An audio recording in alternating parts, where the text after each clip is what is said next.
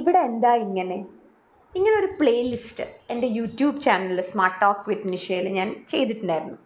അപ്പം നമ്മളെ നാട്ടിൽ നടക്കുന്ന ചില ഇഷ്യൂസ് നമുക്ക് പലപ്പോഴും അത് കേൾക്കുമ്പോൾ വിഷമോ, നമുക്ക് പ്രതികരിക്കാൻ പറ്റാത്തതിൻ്റെയോ അല്ല എവിടെയാണ് അതിൽ തകരാറ് വന്നത്, എന്താണ്, ആർക്കെങ്കിലും ഇതിലെന്തെങ്കിലുമൊക്കെ ചെയ്യാൻ പറ്റുമോ എന്നൊക്കെ ആലോചിക്കാം, ചിന്തിക്കാം എന്ന് വിചാരിച്ചിട്ടൊക്കെയാണ് അങ്ങനെ നടക്കുന്ന സംഭവങ്ങൾ ഇതിൽ കൊണ്ടുവന്ന് ഇടുന്നത്. സോ ആദ്യമായിട്ട് ഞാൻ അതിലിട്ടത് ഡെൻ്റൽ കോളേജിലെ നിധിൻ ആത്മഹത്യ ചെയ്ത സംഭവത്തിനെ കുറിച്ചായിരുന്നു.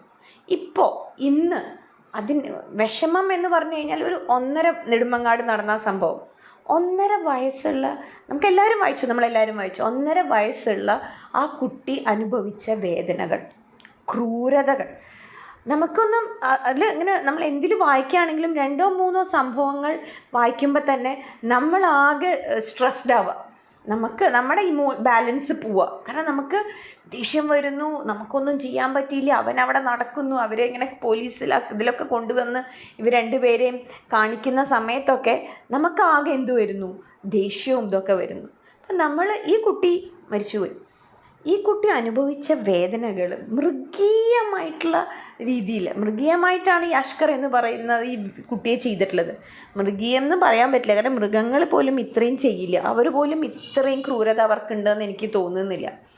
അപ്പോൾ എവിടെയാണ് ഇപ്പോൾ കുറച്ച് നാളുകളായി നമ്മൾ ഈ ന്യൂസ് പേപ്പർ എടുത്തു കഴിഞ്ഞാൽ ഇങ്ങനെയുള്ള കുറേ വാർത്തകളാണ്. നിങ്ങൾ സ്ത്രീ സുരക്ഷയുടെ ഭാഗം നോക്കിക്കഴിഞ്ഞാലും സംഭവിക്കുന്നുണ്ട്. എത്ര പേര് ആത്മഹത്യ ചെയ്യുന്നു. പണ്ടൊക്കെ ഉണ്ടായിട്ടുണ്ട് ഇങ്ങനെ കുറേ ആത്മഹത്യകൾ, കല്യാണം കഴിഞ്ഞ കുട്ടികൾ ഇങ്ങനെ ആത്മഹത്യ. ഇപ്പോൾ അതാ വീണ്ടും വളരെയധികം കൂടിയിരിക്കുന്നു. എവിടെ വന്നാലും റിപ്പോർട്ടും കണ്ടു, കേരളത്തിൽ കൂടിയിരിക്കുന്നു ഇങ്ങനെ ക്രിമിനൽ നേച്ചറിലുള്ള കൊലപാതകങ്ങളും ഭയങ്കരമായിട്ട് ഇത് കൂടി. അപ്പോൾ എവിടെയാണ് സംഭവിച്ചത്?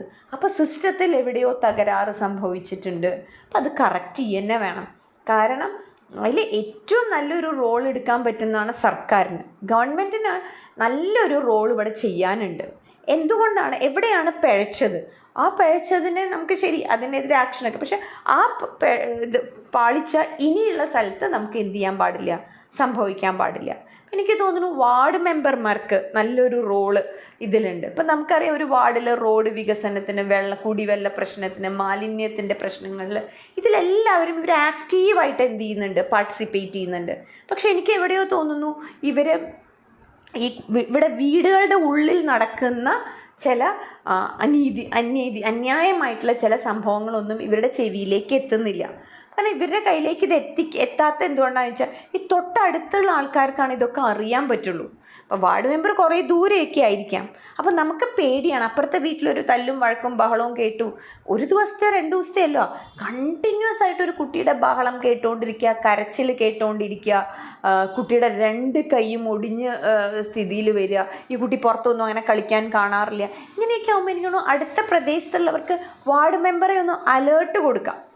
അപ്പോൾ സത്യത്തിൽ ചിലപ്പോൾ വാർഡ് മെമ്പർ ഒന്ന് അതിൽ ഇടപെട്ട് കഴിഞ്ഞാൽ, കാരണം ഇവരെല്ലാവരും റെഡിയാണ്. നമ്മുടെ ഓരോ വാർഡിലും എല്ലാ രാഷ്ട്രീയ കക്ഷികളും അവരുടെ അണികളുമുണ്ട്.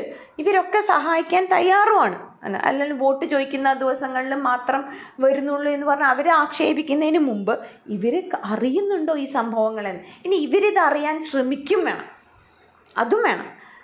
കുറച്ചൊക്കെ അങ്ങനെയാണെന്നുണ്ടെങ്കിൽ ഇപ്പോൾ ഈ സംഭവത്തിൽ തന്നെ ഇതിന് തൊട്ട് മുമ്പുള്ള ഇവനൊരു ക്രിമിനൽ ബാക്ക്ഗ്രൗണ്ടാണ് ഇവനുള്ളത്.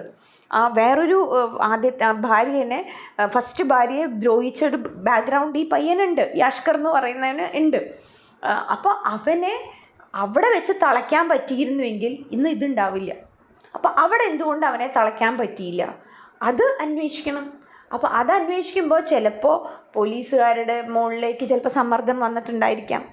അപ്പോൾ അവർക്ക് അവരുടെ ജോലിയായിരിക്കാം പ്രധാനം. ഇനി പക്ഷെ ആ മുകളിൽ നിന്നുള്ളതൊന്നും നമ്മളറിയില്ല, ഒന്നും അറിയില്ല. ഒരു പോലീസുകാരൻ്റെ സസ്പെൻഷൻ കൂടി അവനെന്താ ചെയ്യാൻ പറ്റുന്നുണ്ടാവില്ല, അവന് ഭയങ്കര പ്രഷർ എല്ലാ ഭാഗത്തുനിന്നും വന്നിട്ടുണ്ടാവാം, അതുകൊണ്ടായിരിക്കാം ചെയ്തത്. ഇനി അതും അറിയില്ല, അവരൊരു സസ്പെൻഷനിൽ നിൽക്കും.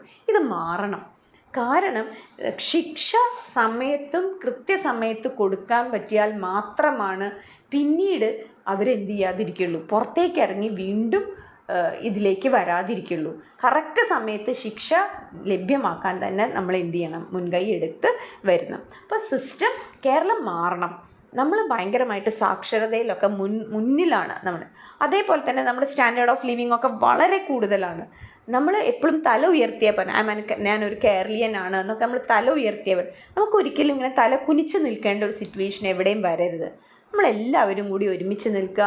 സർക്കാർ പ്രത്യേകിച്ച് ഒരു സ്റ്റെപ്പും കൂടി മുന്നിലേക്കിടുന്ന ശിശുക്ഷേമവും അതേപോലെ സ്ത്രീ സുരക്ഷ ഇങ്ങനെയുള്ള കാര്യങ്ങളിലേക്ക് കുറച്ചും കൂടിയും ശ്രദ്ധ ചെലുത്തണമെന്നാണ് എനിക്ക് തോന്നുന്നത്. ഇങ്ങനെയുള്ള സംഭവം വരാതിരിക്കട്ടെ. ഇനിയെങ്കിലും കൊച്ചു കുട്ടികളുടെ മേലുള്ള ഈ അതിക്രമങ്ങൾക്ക് കനത്ത ശിക്ഷ തന്നെ കോടതിയും വിധിക്കട്ടെ എന്ന് നമുക്ക് പ്രാർത്ഥിക്കാം. Thank you.